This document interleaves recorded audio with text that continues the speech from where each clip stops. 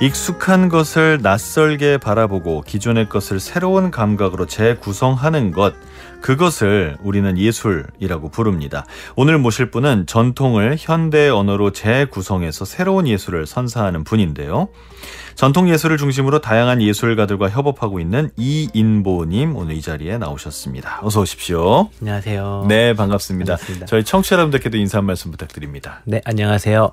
연출가 이인보입니다. 반갑습니다. 네, 전통 음악을 연주하시다가 이제는 연출가가 되신 분인데 대학에서는 대금을 공부를 하셨어요. 대금을 공부한 이후에 연출가로 전향을 하셔서 지금은 어떤 연출을 하고 계신가요? 고등학교랑 대학교 때 모두 대금을 전공해서 네. 연출과를 나와서 지금 다양한 리퀴드 사운드 대표로 있고요. 네. 일단 단체 리퀴드 사운드를 하고 있으면서 개인적으로도 다양한 장르의 공연에 연출을 하고 있습니다. 다양한 장르를 안 따진다는 뜻인가요? 네, 일단 들어온 거를 다 한다고 봐야죠. 아, 들어오면 다 한다. 근데 사실 뭐 저도 프리랜서지만 프리랜서의 기본 마인드 아닙니까? 네, 들어오면 맞습니다. 다 한다. 네, 알겠습니다. 어쨌든 이렇게 모든 음악, 사람들이 들어서 듣기 좋은 모든 음악을 지금 연주하고 연출해 주시는 분인데 그러니까 연주자의 길로 시작을 한 거잖아요. 그러다가 연출을 하겠다라는 거는 어떤 마음의 변화인가요? 대학교 때 네. 어떤 경험이 있었어서 대학교 때 대학 어울림악단이라고 각 네. 대학교, 뭐 서울대학교, 중앙대학교, 예종 이렇게 등등 원일 선생님 밑으로 이렇게 학생들이 모여서 이렇게 공연을 만들었던 적이 있어요. 네네. 그래서 그게 어울림악단이라는 단체였는데 네. 거기서 이제 공연을 하나를 만들기 위해서 정말 여러 사람이 필요한 거였구나라고 느끼면서 연출가도 공연을 만들 때 꼭 있어야 되는 존재였구나라고 그때 처음 깨닫고 이걸 만들면 재밌겠다, 계속 공부하고 싶다라고 생각을 해서 그렇게 됐습니다. 그럼 그 전에는 그 연출의 중요성을 그렇게 많이는 몰랐나 봐요. 네, 사실 지금도 음악 연출가가 딱히 필요한가 있나 싶을 정도기도 하고. 오. 네, 그리고 저희 사실 음악 할 때 연주자들끼리 모이면은 뭐 우리 옷 뭐 입을까 얘기하고 그냥 어떻게 짜볼까 이걸 그냥 다 연주자들끼리 이렇게 공유를 하고 결정을 하는데 그렇지 않은 경우도 꽤 많이 있어서 그렇습니다. 이렇게 전문 연출이 아니라 연주하는 사람들이 자체적으로 무대를 꾸미거나 맞습니다. 소위 연출에 준하는 그런 기획을 하기도 하는데 네. 그것과 전문 연출자가 있는 게 다르다는 걸 아신 거군요. 네, 충분히 그것도 되게 중요한 일이고 연주자가 직접 연출을 하고 거기에 컨셉에 맞는 걸 만들어 나가는 것도 중요한 일이라고 생각도 하는데 네. 그거 말고도 연출가가 따로 있었을 때 생겨나는 현상도 있고 공연도 달라지고 그래서 연출가가 중요할 수도 있겠다라고 생각을 했습니다. 그렇군요. 연출을 그러면 이제 연출가가 되겠다고 생각하신 다음에 공부하는 방법이 있을 거 아닙니까? 뭐 학교를 어딜 간다든지. 네네. 근데 이제 이인보님께서는 프랑스 파리로 유학을 다녀오셨습니다. 네. 파리는 이게 대학 이름들이 다 숫자로 돼 있잖아요. 맞아요. 뭐 우리는 사실 파리하면 소르본느 대학이 생각나지만 소르본느 이제 그 이름 안 쓰지 않습니까? 네. 3대학인가 그렇죠. 3대학이요. 네. 1대학, 3대학이 있습니다. 1대학, 3대학. 네. 근데 이제 8대학에서 네. 무대 예술하고 연극을 공부하셨어요. 네. 근데 왜 파리를 선택하신 건지. 일단 처음에 생각했을 때 네. 유학을 가야겠다 했을 때 미국이나 이런 쪽도 많이 생각해 봤었는데 당연히 그랬을 것 같거든요. 네. 네. 근데 일단 첫 번째로 혹했던 것은 파리는 학비가 공짜다라는 말에 혹해서 진짜 공짜인가? 그럼 나도 어떻게 해볼 수 있겠다라는 생각이 있었고 그리고 다른 여러 사람들한테 물어봤을 때 프랑스가 오히려 더 실험적인 것을 많이 한다. 연출을 하고 그리고 제가 하고 싶었던 것이 어떤 딱 뮤지컬이나 연극의 연출이 아니고 또 다른 장르이기 때문에 오히려 실험성을 표방한 것이 더 저한테 맞을 수 있겠다 해서 프랑스로 가게 되었습니다. 학비는 진짜 없나요? 1년에 50만 원 내는데 그것도 보험비입니다. 1년에 50만 원 보험비로만? 네. 그럼 진짜 없네요. 네, 없습니다. 오, 그럼 들어가기 쉬운가요? 들어가기는 어려워요. 다 어쨌든 간에 오디션도 봐야 되고 네. 서류도 제출을 해야 되고 그리고 졸업하기가 훨씬 힘들고 그런 상태입니다. 그러면 들어가기가 어렵고 졸업하기가 힘들지만 일단 들어오면 우리가 모든 걸 책임져 준다 이런 건가요? 네, 그리고 그게 그냥 거기 자국민뿐만 아니고 외국인한테도 그게 모두가 다 평등하게 돼 있어서 만약에 외국인한테는 학비를 받겠다라는 어떤 정책이 나오면 네.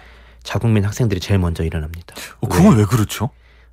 왜 외국인한테 똑같이 대우하지 않냐도 있고 이게 처음에는 외국인으로 시작했다가 네. 곧 우리한테 올 거 아니냐라는 말도 있고 그래서 이렇게 일어납니다. 얼핏 생각해서는 이제 외국인한테 돈 받는 거는 맞아요. 별 상관 안 할 것 같은데 똘레랑스의 나라가 좀 다르군요. 네, 다르긴 달라요. 확실히 국민들 전체가 약간 그런 생각을 해서 시위도 좀 더 많이 하는 것 같고. 시원하게 합니다. 시원하게 합니까? 네. 뭐 겪어보셨어요? 많이 겪었어요. 학교도 막 폐쇄된 적도 많고 가면 다 잠겨 있고 막 문 다 점검해가지고 막 네.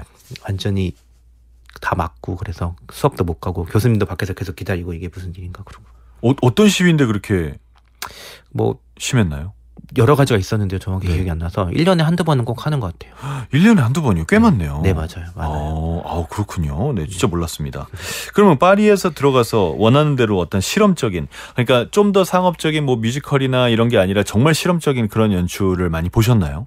네, 그래서 일단은 학교 가서 거기가 학교가 딱 전공이 정해져 있는 게 아니고 네네. 수업도 여러 수업을 많이 듣고 학생들도 뭐 인형 만드는 학생이라거나 행정하는 학생이라거나 배우나 연출이나 뭐 무대 디자이너 등 다 이렇게 한 번에 모여 있거든요.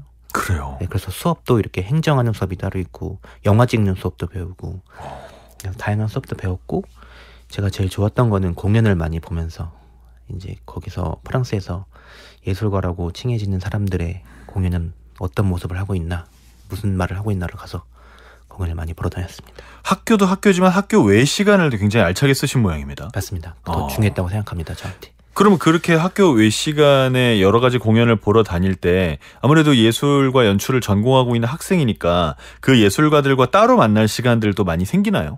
네. 가끔 이렇게 관객과의 대화처럼 네. 여는 경우도 있고 네. 아니면 학교에서 교수가 주도해가지고 모든 학생들을 다 데리고 가는 경우에는 그 교수님 덕에 네, 교수님이 이렇게 연출가를 섭외를 해서 우리 학생들 데리고 왔으니까 같이 얘기해보지 않겠냐 그래서 직접 말하는 경우도 있고 그래서 좋은 점이 많았습니다. 그때 약간 타운홀 미팅 같은 그런 분위기가 좀 생기겠군요. 네, 맞습니다. 재밌었겠습니다. 네. 혹시 막 엄청나게 충격적으로 인상적이었던 그런 공연들 기억나세요? 네, 공연도 본 것 중에 네. 막 사실 어떤 게 있었는지. 공연을 보면서 네. 너무 좋으면은 막 제가 마음속으로 욕을 하는 경우가 있거든요. 뭐라고요?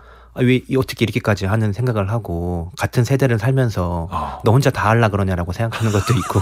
아 진짜요? 네, 그래서 너무 상상력도 풍부하고 그래서 네. 진짜 너무하네라는 생각이 들 정도로 잘해서 그런 경우도 있고 또 어떤 공연은 너무 공포를 진짜로 공포를 느낀 게 네. 무대에서 네. 처음이어서 그것도 생각나고 그렇습니다. 공포는 공연 내용 때문인가요? 공연 내용도 그렇고 연출도 그렇고 그게 공연 내용 자체 때문에 그랬던 건 아닌 것 같아요. 햄릿이었던 것 같은데 현대적으로 풀어서 했던 건데 햄릿을 공포로? 네, 완전히 성이 쌓아지고 성도 되게 약간 키치하게 B급 감성으로 왜 저희 풍선 인형 있잖아요. 바람 네. 넣어가지고 하는 거. 그거 네. 바람 넣어가지고 성이 막 쌓아지는데 거기에 피가 철철 묻어 있고 막 그랬던 공연이었던 걸로 기억해요. 아 그래요? 음악이랑 분위기가 너무 공포스러웠어서 네, 기억에 남습니다. 풍선 따위로 성을 쌓아 올려도 연출을 하는 거에 따라서 공포를 네. 느끼게 할 수 있는 거군요. 네, 무대에서 처음 느꼈던 것 같아요. 공연을 보면서. 처음 느꼈다는 말도 저는 굉장하다고 생각합니다. 그러니까 처음 느꼈다는 건 다시 말하면 뭐라고 해야 될까? 그 정도로 충격적이었다는 거 맞아요. 아닙니까? 네, 그래서 영화 보면서 느꼈던 감정보다 훨씬 더 뭔가 다른 계열로 다가오는 공포의 감정이더라고요.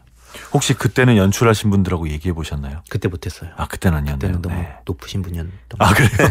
아, 어떤 생각으로 그렇게 만들었는지 갑자기 저도 궁금해가지고. 궁금했습니다. 네. 리퀴드 사운드를 결성하셨습니다. 2015년, 10년 됐는데 네. 이름이 아주 독특합니다. 이거 어떤 단체인가요? 전통 예술을 기반으로 다양한 장르 예술과 협업하는 단체입니다.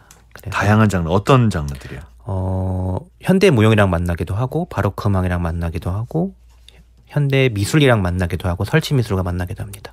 그래서 프로젝트마다 중심이 되는 장르가 달라요. 중심이 되는 장르. 그러니까 어떤 저는 이제 전통 예술 플러스 알파라고 얘기를 하겠는데 맞습니다. 그 플러스 알파가 뭐냐에 따라 달라진다는 뜻인가요? 맞습니다. 그 플러스 알파 쪽으로 더 무게를 두시나요, 그러면?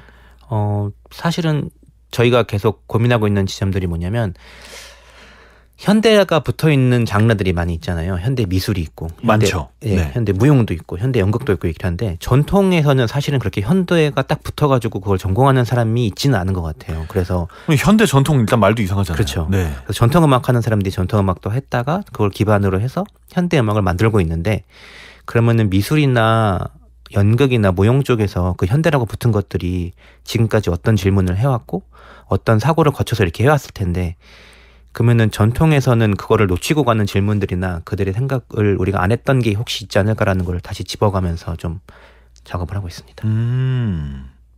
근데 이름은 왜 리퀴드 사운드라고 지으신 건지? 리퀴드 사운드는 그때 저희가 초연을 했던 공연이 네. 릴레이션이라는 공연인데 사람과 사람과의 관계에 대해서 음악적으로 표현할 수 있을 것이다 라는 것을 했습니다. 그래서 어떤 사람은 되게 너무 쉽게 잘 맞는 사람도 있잖아요. 이렇게 금방 있죠. 네, 네. 처음 만나도 말도 너무 잘 통하고 근데 어떤 사람은 맨날 봐도 도대체 안 통하고 힘들고 말하기도 힘들고 이런 사람이 있는데 그것도 있죠. 이거는 분명히 리듬 차이다. 사람의 나는 오. 4분의 2고 이 사람은 4분의 4야. 그러면은 그냥 축축축 잘 만나지고 나는 4분의 2인데 저 사람은 뭐 4분의 17이야. 그러면은 어쩌다 한번 만나고 그래서 그걸 음악적으로 이렇게 표현을 해서 해보자라고 했었을 때 그때 영상으로 띄웠던 게 영상으로 띄웠던 게 네. 뭘 마시는 걸 가지고 계속 영상을 띄웠어요. 그래서 맥주는 그냥 한 번에 마시고 빨리 마시고 한 번에 딸고 마시고 이렇게 했고 차는 그 차 리듬이 있고 이렇게.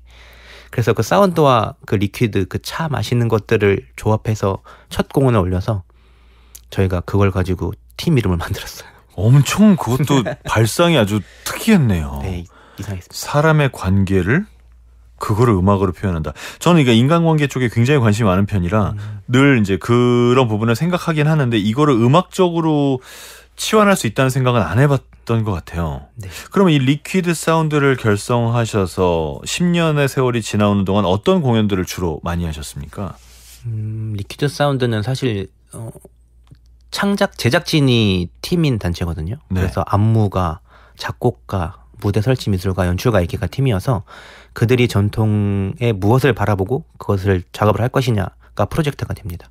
그래서 전통 연희예체 프로젝트라는 연희하는 사람과 현대 무용이 만난 프로젝트가 있고 또 동서고학 프로젝트여서 그 한국의 전통 음악과 서양의 바로크 음악 그 네. 시대에 가장 활발하게 연주되었던 그 시대에 만약에 음악이 만났으면은 어떤 모습이었을까라고 생각해서 만난 동서고학 프로젝트가 있고 네, 실험하는 그러네요. 인간 프로젝트 같은 것도 있습니다. 한 시대로만 보면 바로크 음악이나 우리 전통 음악이 비슷한 시대에 맞아요. 전혀 다른 곳에서 연주가 된 건데 그때 진짜 교류가 없었네요. 없었던 것 같아요. 그리고 가기도 너무 어려웠고 그랬는데 만약 그때 그 사람들이 만나서 얘기했으면 무슨 말을 했었을 거고 이런 식으로 작업하지 않았을까라는 생각으로 공연을 만든 게 있습니다.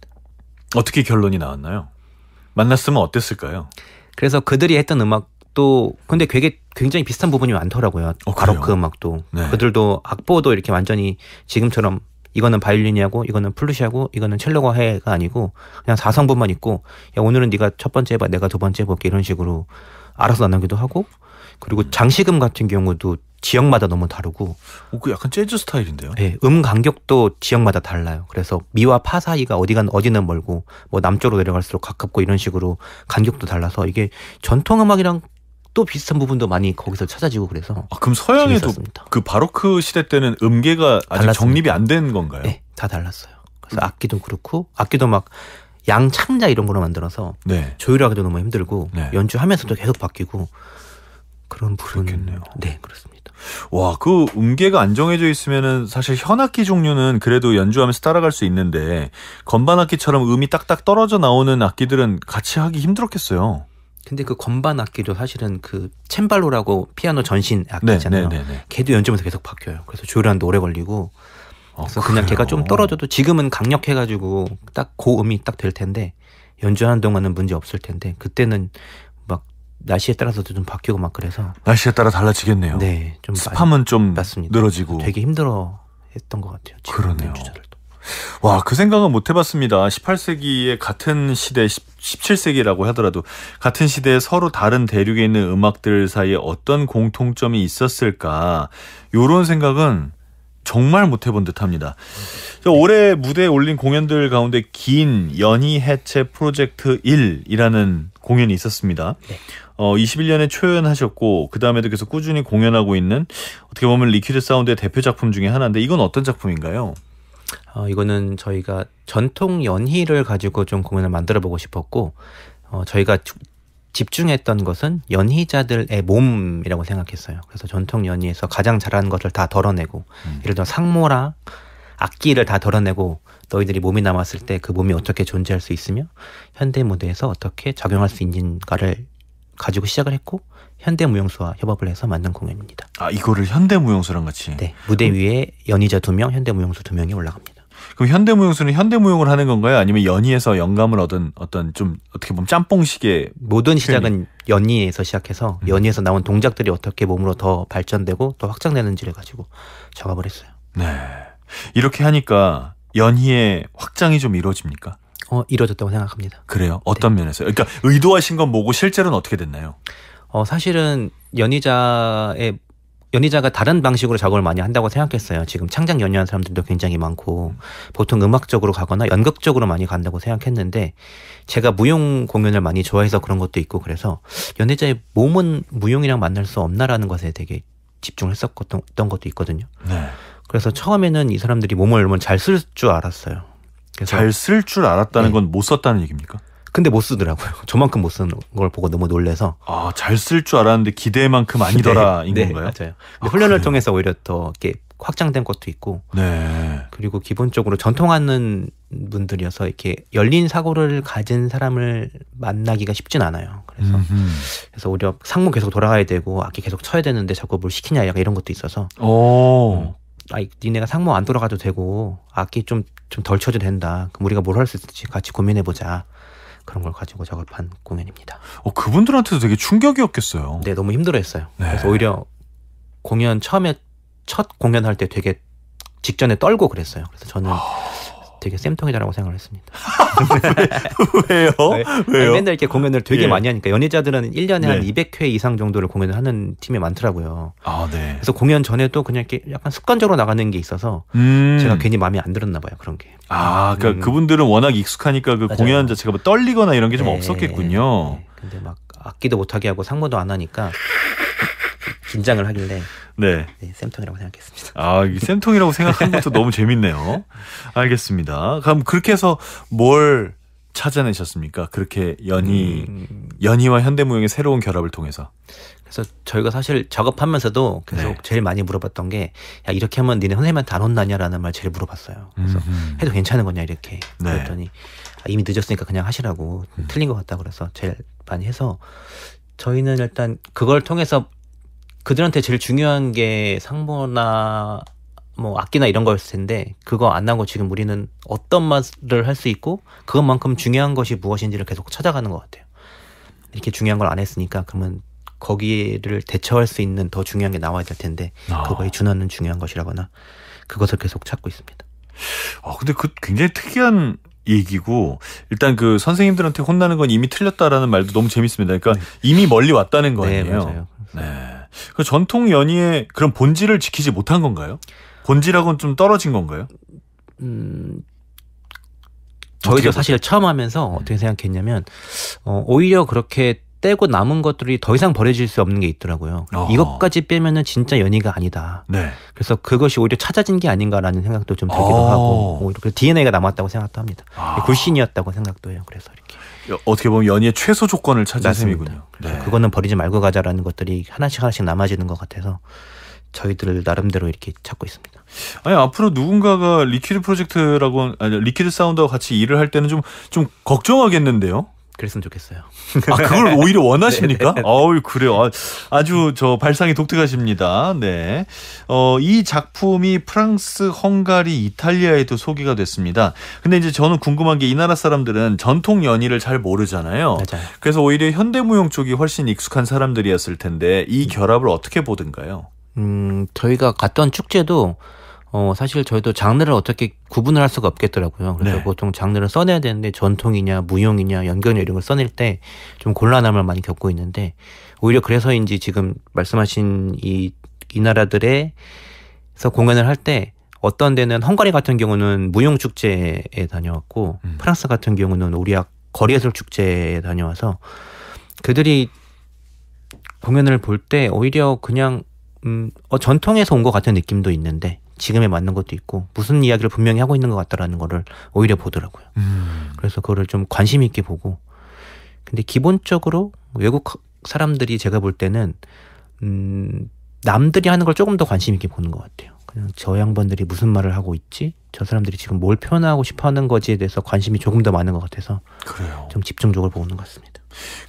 현대무용 하는 분들은 거리에서 예술을 하는 걸 익숙해하지 않을 것 같은데 어떻습니까? 연희는 사실 길거리가 기본이라고 보는데 맞아요. 근데 현대무용은 좀 저희도 연희 해체 프로젝트라고 한 거고 연희가 기반으로 한 거다 하기 때문에 다들 저희 팀 내에서 공유를 하고 있어서 아 이거 우리가 이제 아무 데서나 할 수 있겠구나. 플로어가 안 깔려 있는 경우도 있겠구나라고 좀 하고 있어요. 뒤에서 욕을 좀 하긴 하는데 참고 있습니다. 아, 현대무용 하시는 분들에게도 그냥 그렇게 할 수 있게 만들었군요. 야, 요새 뭐 K-팝이 하도 인기가 있고 이러면서 한국 문화의 어떤 우리가 누군가에게 적응하려고 변화해 나가는 게 아니라 우리의 어떤 본질을 잘 지키는 것이 어쩌면 더 세계적일 수 있다 이런 생각이 누군가 처음 얘기했을 때는 진짜라고 생각했는데 이제는 좀 더 보편적으로 받아들여지는 것 같거든요. 맞습니다. 근데 저는 그게 동시에 굉장히 어려운 일이라고 생각을 해요. 그러니까 네, 우리의 맞아요. 특수성을 잘 갖고 있는데 그 특수성이 누군가의 보편성으로 확장되는 게 참 어려운 맞아요. 일이거든요. 네. 그러면 우리 연출님께서 생각하시기에 전통 예술이 보편적으로 갈 수 있는 전통 예술의 특수성, 본질적인 요소 이걸 뭐라고 생각하세요? 일단은 전통 예술의 가장 본질적인 요소를 제가 말씀드릴 수는 없고요.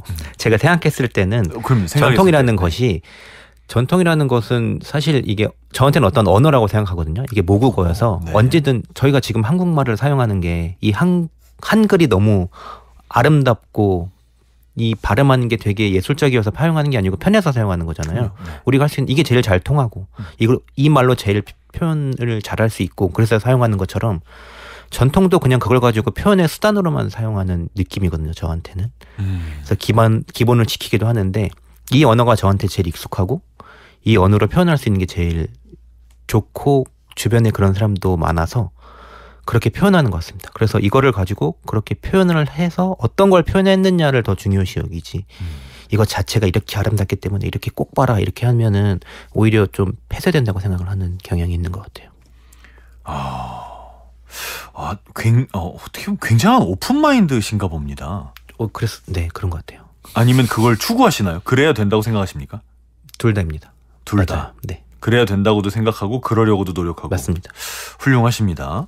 좋습니다. 그럼 음악을 듣고 와서 계속해서 얘기를 해봤으면 좋겠는데 저희가 직접 선곡을 부탁드렸거든요. 어떤 곡을 함께 들어볼까요? 네, 장기하 씨의 가만히 있으면 되는데 자꾸만 뭘 그렇게 할라 그래입니다. 이게 사상입니까? 사상까지는 아니고 저희 이 노래에 이자람 씨가 있죠. 피처링을 했는데 그 음악이 되게 좋고 그 피처링한 것을 이제 앞으로 좀 그렇게 해보고 싶은 것도 있어서 감사하면서 가져나왔습니다. 사상이 되기도 하기도 하네요. 가만히 있으면 되는데 자꾸 뭘 그렇게 하려고. 실제로 그렇게 하려고 하시는군요. 좋습니다. 그럼 이 노래 함께 들어보시죠. 장기하입니다. 가만히 있으면 되는데 자꾸만 뭘 그렇게 할라 그래.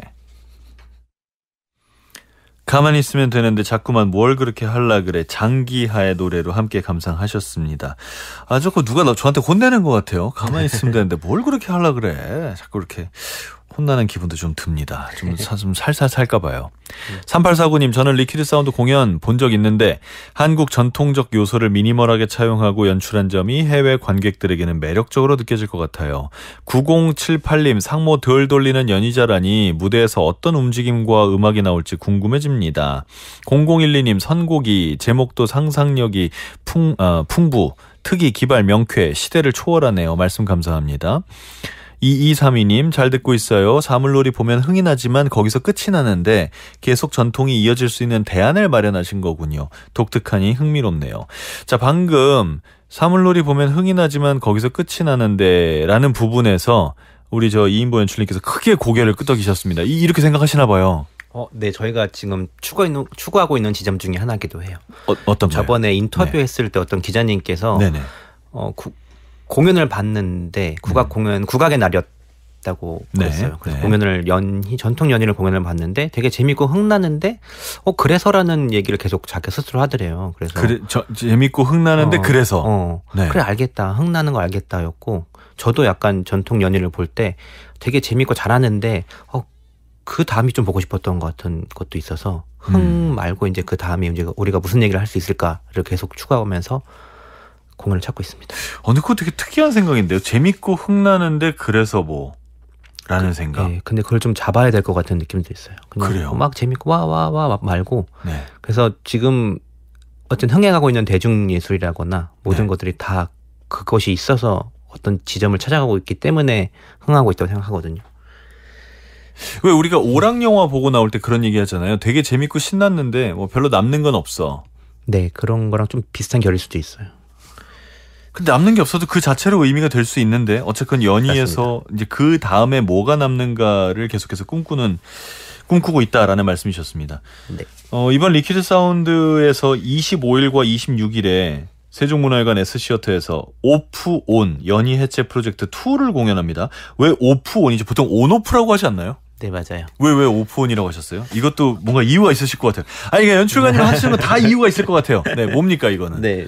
온이랑 오프가 사실은 저희가 불을 켠다와 끈다라는 뉘앙스잖아요. 네. 근데 그 중에 또 다른 의미 중에 하나가 스위치가 붙었다 떨어졌다라는 의미가 있더라고요. 붙어서 켜지고 오프 떨어져가지고 오프 꺼진다라는 떨어져 있다라는 얘기도 있는데 그래서 그 전통에서 무엇을 띄어서 어디에 붙일까에 대한 이야기입니다. 그래서 오프가 먼저 나왔어요. 전통적인 거에서 오프를 해서 무엇을 띄어서 오프를 해서 어디에 붙일까? 네. 그것이 이것도 두 번째 진짜 프로젝트입니다. 독특한 생각입니다. 뭘 떼서 어디다 붙일까? 네. 자, 이 뭘 떼서 어디다 붙일지가 궁금하시다면 이 공연 한번 가보시기 바랍니다. 싱크넥스트 25 공연이고요. 오프 온 연희 해체 프로젝트 2 관람권 드립니다. 7월 25일 금요일 오후 7시 30분 공연이고요. 장소는 세종문화회관 S시어터입니다. 샵 0302 문자메시지로 신청해 주시면 두 분 선정해서 1인 2매 관람권 드립니다. 짧은 글은 50원, 긴 글은 100원입니다. 이번 공연에서도 역시 연희자들이 나오는데 무용수들 하고 같이 이제 나오잖아요. 근데 이번엔 서로의 예술을 익혔다라고 설명이 돼 있더라고요. 이게 무슨 말입니까? 연희자가 현대무용하고 현대무용이 연희를 하는 겁니까? 네, 저희가 처음부터 추구해 왔던 거기도 하고, 네. 그리고 처음부터 이제 연희자들이 몸을 어떻게 쓸까, 몸 푸는 방식부터 시작해서 몸을 사용하는 방식까지 이제 네. 무용수랑 분명히 다를 거잖아요. 그러겠죠. 그래서 무용수들이 어떻게 몸을 분절해서 사용을 하는지, 어깨를 따로 쓴다거나 허리를 따로 쓴다거나 그렇게 워크숍부터 시작해가지고 계속 공연을 만들었고 현대 무용수들도 이제 계속 한국 리듬을 배워서 이제 그 템포도 호흡법도 좀 다르더라고요. 그래서 그 호흡법이 어떻게 다른지 좀 계속 호흡법이 달라요? 예를 들어서 한국 무용이나 전통 연희는 계속 다운으로 하고 현대 무용은 업으로 시작해서 이렇게 약간 위로 날아가는 몸짓이랑 호흡법과 계속 바닥으로 들어가는 호흡법이 좀 다르다고. 그럴 수도 있겠군요. 네, 생각해보시면 그럴 거예요. 백조의 호수라고 하는 건데 계속 이렇게 하늘로 약간 가고. 뭔가 이렇게 발도 약간 뒤꿈치를 들었다 맞습니다. 하는 식으로 하고. 발 하나로 쓰고 이렇게 하는 게 계속 이제 위로 날아가고 싶어서 약간 그런 뉘앙스가 있는 것 같기도 하고. 근데 우리는 계속. 무릎을 살짝 구부리면서 땅을 지그시 내려밟듯이 하네요. 맞습니다. 야, 그런 차이를 발견하는 것도 대단합니다. 어떻게 발견하는 거예요, 그런 거는? 네. 관찰하면 발견이 됩니까? 여러 가지 얘기를 하고 안무가랑 계속 작업을 하면서 안무가 이렇게 차이가 있으니까 이걸 어떻게 만날까, 뭘 버려야 될까 아니면 뭘 수용해야 될까를 계속 얘기하고 있는 것 같아요. 근데 그게 특징이라고도 볼 수 있잖아요. 다시 말해서 어떻게 살짝 내려밟으면서 박자를 잡거나 춤을 만들어가는 걸 우리 전통이라고 한다면 맞습니다. 그게 정반대로 하나씩 올라가면서 춤을 만들어내면 아무리 음악이 전통 음악이고 그래도 우리 예술 같은 느낌이 확 안 들 것 같은 거예요. 네, 맞아요. 그럴 수도 있을 것 같아요. 아직 그 단계까지는 가보지 못했는데. 그럴 수도 있을 것 같다고요. 지금 그거 하시는 거 아니었어요? 그렇게 작업을 처음에 시작을 했는데 움직임법 쓰자 했는데 공연 쪽에서는 그렇게 완전히 우리 계속 업으로만 가보자라고 해서 공연이 만들어진 건 없네요. 그러고 보니까. 그러면 우리 연희 그 춤꾼들이 업으로 가는 겁니까? 앞으로 좀 가야 될 것 같아요. 지금은 계속 다운을 하고 비슷한 호흡법을 쓰고 있고 저희가 생각했던 버리지 말아야 할 것이 굴신이라고 말씀드렸잖아요. 그 굴신은 계속 다운 느낌이어서 계속 그걸 못 버리고 갔었는데 그럼 이번 공연에서는 아직 다운입니다. 그럼 현대 돌싱. 공연자들이 업으로 그러니까 다운으로 따라옵니까? 네네네 따라오고 거기서 거기부터 시작을 합니다. 아 그래요. 네. 아 그래요. 이것도 정말 특이합니다. 네. 네. 안무가의 역할이 굉장히 중요했을 것 같은데요. 그럼 안무가는 전통연희 쪽인가요? 현대무용 쪽이었나요? 현대무용을 하시고 네.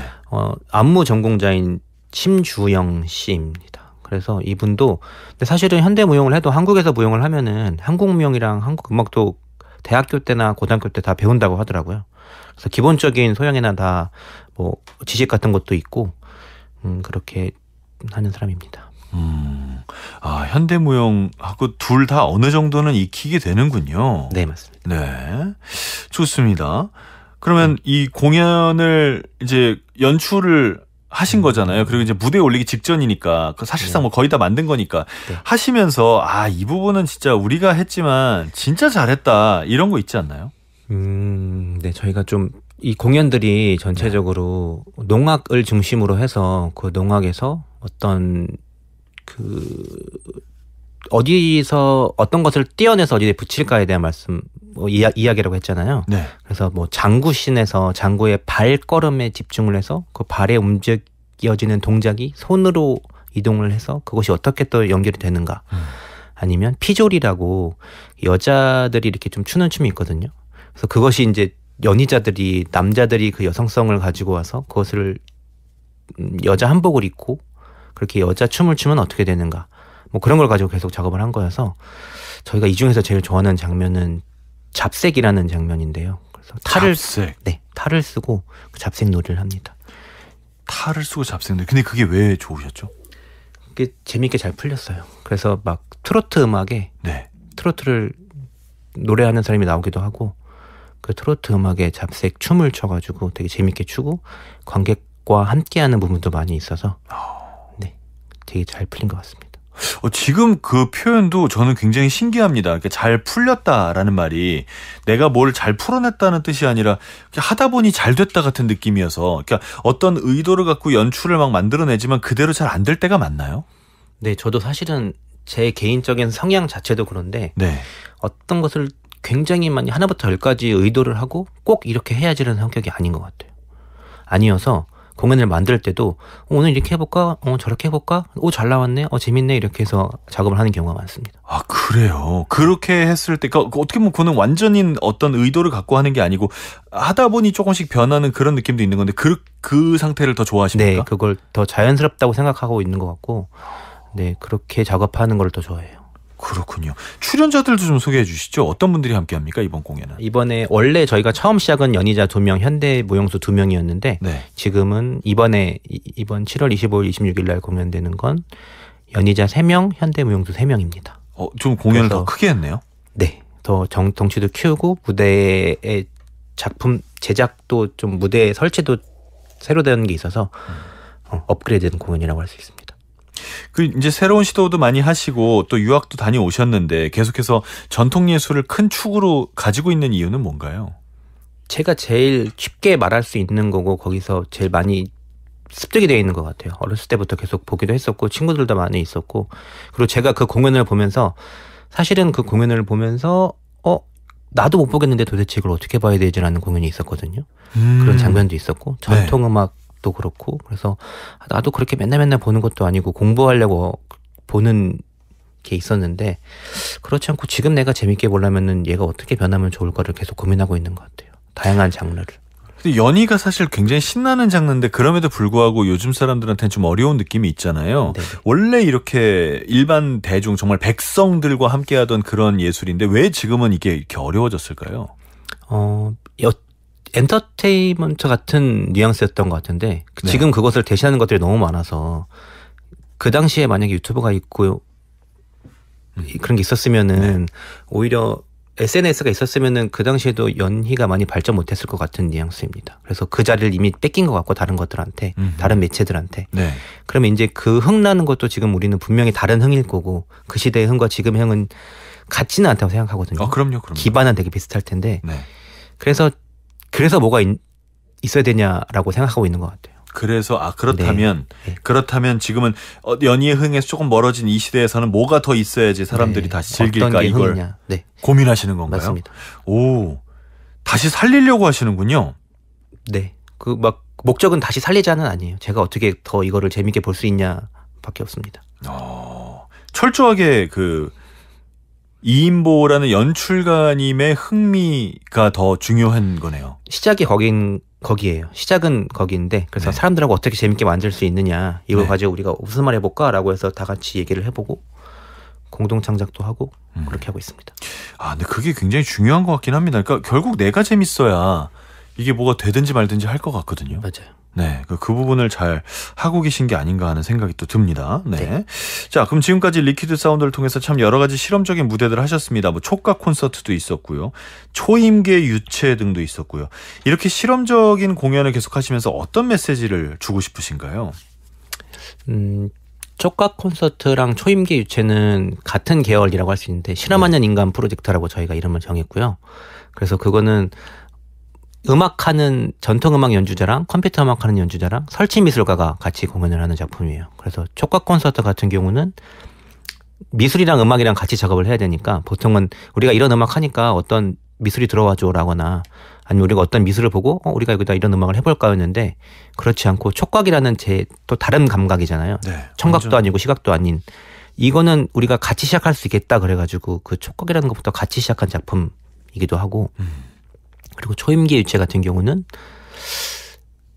예술의 임계점을 넘어가는 순간이 언제인가라는 것을 또 초임계가 이거군요. 네, 그래서 임계점이 어째 넘어가느냐에서 예를 들어서 우리가 어떤 오브제들이 그냥 이렇게 놓여져 있을 때랑 그것이 점점점 많아졌을 때나 그걸 어떻게 놓았을 때의 예술로 보기도 하고 소음이 모여서 언제부터는 소음이었고 언제부터는 이게 음악이 되기도 하잖아요. 그렇죠. 도대체 그 넘어가는 순간이 언제냐. 이걸 우리가 캐치할 수 있고 이걸 말할 수 있냐 이런 것을 대해서 얘기를 합니다. 야, 진짜 재밌는 생각이네요. 찾으셨습니까? 그 임계점을? 그걸 찾기 위해서 노력해서 공연을 만들었고 네. 그래서 사람들도 막 봐서 국악을 많이 본 PD나 국악 전공하는 PD도 와서 보고 어렵다라고 말을 또 많이 하더라고요. 네. 그래서 근데 보통 아마 일반 사람들이 와서 공연을 보면은 연밀락을 보던 시나위를 보던 이 공연을 보던 아마 똑같은 그냥 처음 보는 뉘앙스로 볼 것이다. 그래서 크게 어렵다고 생각하고 볼 일이 아닌 것 같다. 그냥 좀 같이 보자. 약간 그렇게 얘기했던 것 같아요. 이렇게 새로운 형태의 공연이 익숙하지 않은 일반인들이 네. 그 연출님의 공연을 처음 본다면 무엇을 느꼈으면 하세요?